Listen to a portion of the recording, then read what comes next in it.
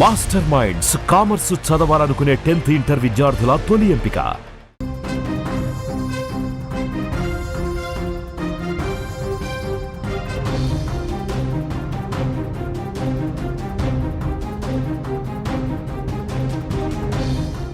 War zone breaking news అందుతోంది. Trump మాటను Iran అస్సలు లెక్క చేయటం లేదు. మళ్ళీ ఇజ్రాయెల్ మీద దాడులు కొనసాగిస్తూనే ఉంది. ట్రంప్ సీజ్ ఫైర్ ప్రకటన చేసిన కొద్ది నిమిషాలకే ఇజ్రాయెల్పై క్షిపణులు పంపించేసింది ఇరాన్. టెల్ అవీవ్ లక్ష్యంగా దాడులు చేస్తోంది. జెరూసలేం, బీర్షాబా ప్రాంతాల్లో అటాక్ చేస్తోంది. బీర్బాలోని ఓ భవనం ధ్వంసమైంది. 3 చనిపోయారు. అక్కడ కొంతమంది గాయాలు కూడా ఉన్నట్టు తెలుస్తోంది. కొందరి పరిస్థితి విషమంగా ఉన్నట్లు సమాచారం వస్తోంది. ఇప్పటి వరకు ఇరాన్ 6 క్షిపణి ప్రయోగాలు చేసింది. ఇక ఇజ్రాయెల్ కూడా కౌంటర్ అటాక్ దిగుతున్నటువంటి పరిస్థితి మనకు కనిపిస్తుంది. ఇరాన్ ఇజ్రాయెల్ వార్కు సంబంధించి ఎక్కడా కూడా వెనక్కి తగ్గటం లేదు. ఒకసారి ట్రంప్ ప్రకటన చేశారు, ఈ యుద్ధం ఆగిపోతోంది, అక్కడ సానుకూలంగా చర్చలు జరిగే వాతావరణం కనిపిస్తోందని చెప్పి ఆయన ఒక పోస్ట్ పెట్టారు. అయితే మాకు చెప్పటానికి నువ్వు ఎవరు ట్రంప్ అంటూ ఇప్పుడు యుద్ధాన్ని మళ్ళీ కొనసాగిస్తున్నటువంటి పరిస్థితి ఇరాన్ సైడ్ నుంచి కనిపిస్తోంది. యుద్ధంలో ఇరాన్ వెనకడుగు వేయటం లేదు. పశ్చిమాసియాలో అమెరికా స్థావరాలతో పాటు ఇటు ఇజ్రాయెల్పై కూడా బాంబుల వర్షాన్ని కురిపిస్తోంది. మంగళవారం తెల్లవారుజామున మరోసారి ఇజ్రాయెల్ని ఇరాన్ క్షిపణులు అటాక్ చేశాయి. టెల్ అవీవ్ను లక్ష్యం చేసుకుని ఇరాన్ దాడులు చేసింది. జెరూసలేం, బీరెబా ప్రాంతాల్లో దాడులు జరిగినట్టు తెలుస్తోంది. ఈ దాడుల కారణంగా బీర్బాలోని ఒక భవనం పూర్తిగా దెబ్బతిన్నటువంటి పరిస్థితి. అందులోని 3 చనిపోయారు, పలువురు గాయపడ్డ పరిస్థితి. కొంతమంది పరిస్థితి విషమంగా ఉన్నట్లుగా సమాచారం వస్తుంది. ఇప్పటి వరకు ఇరాన్ 6 క్షిపణులు ప్రయోగించినట్లు ఐడిఎఫ్ వెల్లడించింది. ఇరాన్ దాడులతో పలుచోట్ల సైరన్ల మోత మోగుతుంది. ప్రజలంతా సురక్షిత ప్రాంతాలకు వెళ్లాలని ఇజ్రాయెల్ మిలిటరీ ప్రజలను హెచ్చరించినటువంటి పరిస్థితి ఉంది. ఈ ఉద్రిక్తతలు ఇంకా కొనసాగుతూనే ఉన్నాయి. ట్రంప్ మాటను అస్సలు ఎవరు కూడా లెక్క చేయట్లేదు. ట్రంప్ ముందే ఈ క్రెడిట్ని తన ఖాతాలో వేసుకునే ఆలోచనలో ఉన్నాడు. అందుకే ఈ ప్రకటన చేశారు. ఇరాన్, ఇజ్రాయెల్ రెండు కూడా శాంతి వైపు కదులుతూ ఉన్నాయి. సో ఈ సీజ్ ఫైర్కు అంటే కాల్పుల విరమణకు, సైనిక కార్యకలాపాల విరమణకు ముందుకు రాబోతున్న ఒక 12 గంటల్లో ఇది తుది రూపు దాల్చబోతోంది. యుద్ధం ఆగే ప్రయత్నం జరుగుతోంది.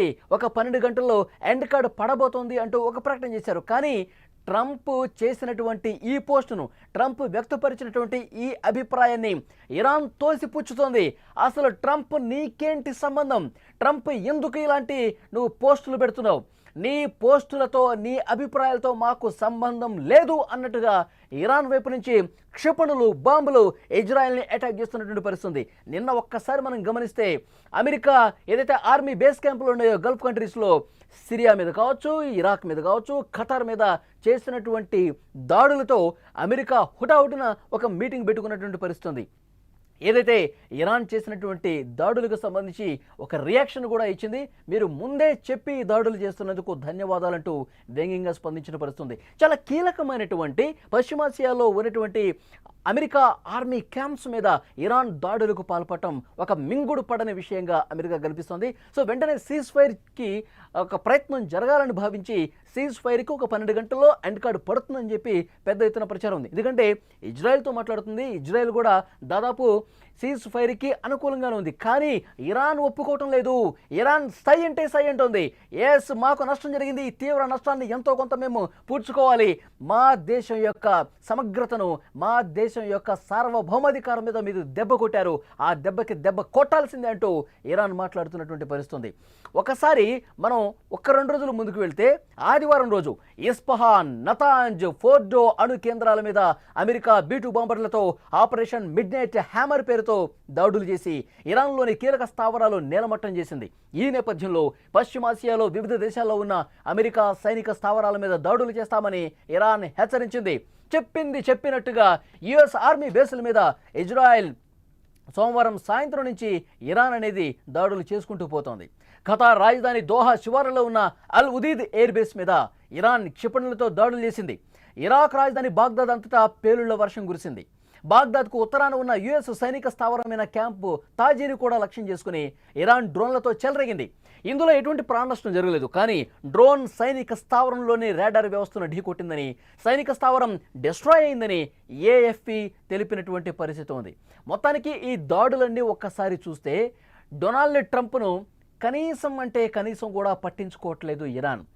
ఇరాన్ ఎప్పుడైతే డొనాల్డ్ ట్రంప్ పోస్ట్ని ఉచ్చరిస్తూ అక్కడ ఉన్నటువంటి ఒక మంత్రి చాలా స్పష్టంగా చెప్పారు, మేము ఒప్పందానికి ఈ కాల్పుల విరమణను చేస్తున్నామని చెప్పి మేము ఎక్కడ చెప్పాం, ఈ ఒప్పందానికి మేము కట్టుబడి ఉన్నామని చెప్పి మేము సీజ్ ఫైర్కి ఎక్కడ అనుకూలంగా మాట్లాడాం అంటూ రివర్స్ అటాక్ దిగినటువంటి పరిస్థితుంది. ట్రంప్ అలా ప్రకటన చేశారో లేదో, నేను మధ్యవర్తిత్వం వహిస్తున్నాను, ఈ యుద్ధం ఆగిపోతుందని చెప్పి ఒక క్రెడిట్ తన ఖాతాలో వేసుకునే ప్రయత్నం ముందుగానే చేశాడు ట్రంప్. కానీ ఇరాన్ మాత్రం ఎక్కడా ట్రంప్ను పట్టించుకోవట్లేదు. అసలు ఎవరు నువ్వు, ఏం మాట్లాడుతున్నావు, నీ అభిప్రాయాలతో మాకేంటి సంబంధం, మా అణుకేంద్రాల మీద అంతర్జాతీయ చట్టాలకు ఉల్లంఘించి దాడి చేస్తావా, తగిన మూల్యం చెల్లించుకోక తప్పదు, నీ ఆర్మీ బేస్ క్యాంపులు ఏవైతే ఉన్నాయో వాటిని తునాతునకొలు చేస్తామని చెప్పి ఇరాన్ కూడా దాడులు చేసిన పరిస్థితుంది. ఎప్పుడైతే డొనాల్డ్ ట్రంప్ ఒక పోస్ట్ పెట్టారు ఈ యుద్ధం ఆగిపోతుందని, నిమిషాల వ్యవధిలోనే, ఎక్కువ టైం కూడా తీసుకోలేదు ఇరాన్, వెంటనే ఇజ్రాయెల్ మీద విరుచుకుపడింది, బాంబుల వర్షం కురిపిస్తోంది. ఇజ్రాయెల్కి సంబంధించిన అణు కేంద్రాలు ఏవైతే ఉన్నాయో, ఇజ్రాయెల్కి సంబంధించిన విద్యుత్ కేంద్రాలు, ఆ విద్యుత్ కేంద్రాల మీద దాడి చేస్తోంది. విద్యుత్ కేంద్రాలు ధ్వంసం కావడంతో ఇజ్రాయెల్లో చీకట్లో అలుముకున్నాయి. ఇజ్రాయెల్లో చాలా ప్రాంతాలు చీకట్లో మగ్గుతున్నటువంటి పరిస్థితి, అంధకారం అలుముకుంది. హుటాహుటిన ఇజ్రాయెల్ పునరుద్ధరణ కార్యక్రమాలు అక్కడ తీసుకుంటుంది. అలాగే సైరన్ల మోత మోగుతోంది. టెల్ అవీవ్తో పాటు మరికొన్ని ముఖ్య పట్టణాల్లో సైరన్ల మోత మోగుతోంది ప్రస్తుతం ఇజ్రాయెల్లో. ఎందుకంటే బాలిస్టిక్ క్షిపణులతో పెద్ద ఎత్తున దాడులు చేస్తోంది, పెద్ద ఎత్తున బాంబుల వర్షం కురుస్తోంది, పెద్ద ఎత్తున విద్యుత్ కేంద్రాల మీద దాడి చేస్తోంది. అక్కడ సైరన్ల మోత మోగుతూ అక్కడ స్థానిక ప్రజానీకానికి ఇజ్రాయెల్లో ఎప్పటికప్పుడు అలర్ట్ జారీ చేస్తోంది, సురక్షిత ప్రాంతాలకు తరలి వెళ్ళిపోండి, ఇరాన్ దాడులు చాలా తీవ్రంగా ఉండబోతున్నాయి, మీరు మీ ప్రాంతాల్లో తలదాచుకోండి, బయటికి రావద్దు అంటూ పెద్ద ఎత్తున అక్కడ ప్రచారం జరుగుతున్నటువంటి పరిస్థితి ఉంది. విజువల్స్లో మీరు చూస్తున్నారు, డొనాల్డ్ ట్రంప్ ఎప్పుడైతే సీజ్ ఫైర్కి సంబంధించి ఒక ప్రకటన చేశారో, ఈ యుద్ధం ఆగిపోతుంది, కొన్ని గంటల్లోనే దీనికి ఒక ఎండ్ కార్డు పడబోతోంది, 2 దేశాలకు అభినందనలు అని ముందస్తు ప్రకటన చేశారు డొనాల్డ్ ట్రంప్. కానీ ఎక్కడ కూడా ఇరాన్ దీన్ని పట్టించుకోవట్లేదు. మేము దాడి చేస్తాం, దెబ్బకు దెబ్బ కొడతాం అన్న స్థాయిలోనే ప్రస్తుతం ఇరాన్ బాంబుల వర్షం కురిపిస్తోంది ఇజ్రాయెల్ మీద. అలాగే అమెరికా బేస్ క్యాంపుల మీద కూడా దాడులు చేసుకుంటూ పోతుంది.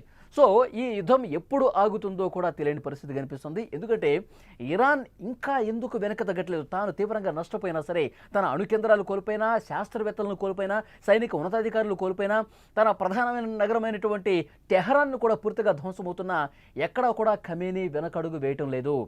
ఇజ్రాయెల్కి బుద్ధి చెప్పాల్సిందే, మరొకసారి మా మీద ఈ విధంగా చట్టాలను ఉల్లంఘించి తీవ్రమైనటువంటి దాడులు చేసేటువంటి పరిస్థితి రాకుండా ఉండాలంటే ఒకసారి బుద్ధి చెప్పాల్సిందే, గట్టిగా చెప్పాల్సిందే.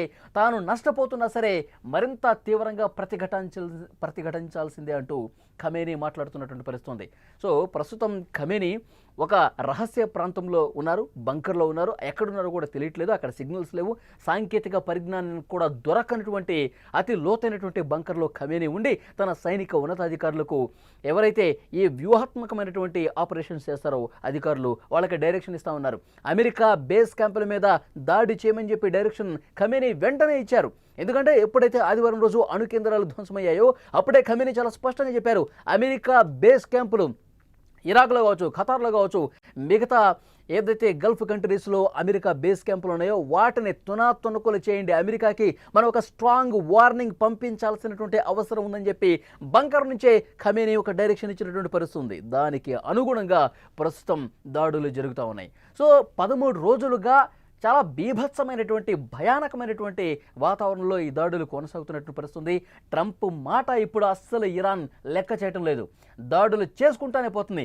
ముందు ఇజ్రాయెల్ ఈ దాడి మొదలుపెట్టింది కాబట్టి ఇజ్రాయెలే ఆపాలి, మేము ఇంకా ఆపే నిర్ణయం ఇంకా తీసుకోలేదు, సీజ్ ఫైర్ అని చెప్పి మీరు మాట్లాడుతూ ఉన్నారు, మేము ఫైరింగే చేస్తూ ఉన్నాం, ఇజ్రాయెల్ ఒక్కసారి వెనక్కి తగ్గి మేము ఆపుతున్నామని చెప్పి ప్రకటన చేస్తే అప్పుడు మేము ఆలోచన చేస్తాము అంటూ ఇరాన్ మాట్లాడుతున్నటువంటి పరిస్థితి. సో మనం చూస్తున్నాం గత 13 రోజులుగా ఒక భీతావాహ వాతావరణం కనిపిస్తోంది. ఎప్పుడైతే అమెరికా ఎంటర్ అయిందో మాటలకే పరిమితమైనటువంటి అమెరికా ఒక్కసారిగా రంగంలోకి దిగింది. 2 వారాలు సమయం ఇస్తున్నా ఖమేనీకి అని చెప్పి మాట్లాడారు డొనాల్డ్ ట్రంప్. అట్లా మాట్లాడిన తర్వాత ఒక 2 గంటల్లోనే పూర్తిగా యూటర్న్ తీసుకొని అణు కేంద్రాల మీద దాడికి తెగబడ్డ పరిస్థితుంది. సో అమెరికా చేసినటువంటి ఈ వ్యూహాత్మక దాడి తమ అణు కేంద్రాల మీద దాడి తీవ్రంగా నష్టపరిచింది. మా దేశం యొక్క సమగ్రతను, సార్వభౌమాధికారం మీద దెబ్బ కొడితే మేము చూస్తూ ఊరుకోము.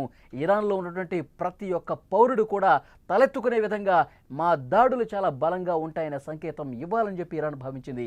అందుకే ఇప్పుడు ఈ దాడుల వర్షం, మిసైళ్ల వర్షం కురుస్తున్నటువంటి పరిస్థితి ఉంది.